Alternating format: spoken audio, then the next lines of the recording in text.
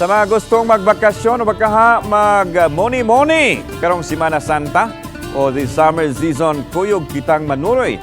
Pinaagi nining report ni Orchids Lapingkaw. Na-feel na ba ninyo ang kainit ug ang summer feels mga kabuso? Kung feel na ninyo, manglaag na kita. Atong suruyon ang usa ka makahingangha nga tourist destination sa lungsod sa Aloginsan. Kini ang Buho River nga mamahimong kaliguan ug kasuruyan sakay ang mga pampo.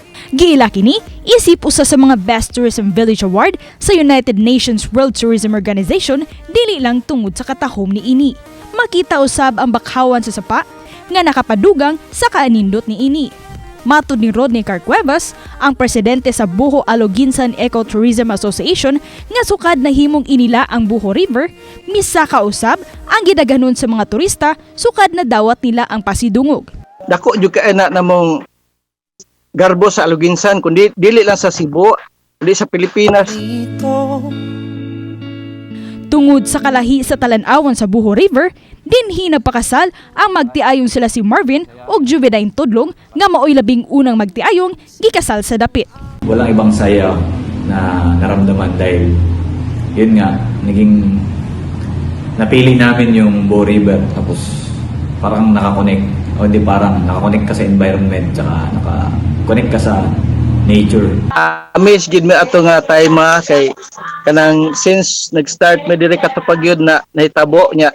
Mura san may nakuan ba nga pwede di siya nya di lang kay pwede siya gi-try pag yun nya. Mura wag daghan na kaayong comment nga wow kanindot diha sa inyong lugar nya. Pwede anha mi diha mag kay daghan comments ba nga pwede anha mi diha sa next year karon nga summer kuno ko kanang di man sa pwede. Kahit pasmado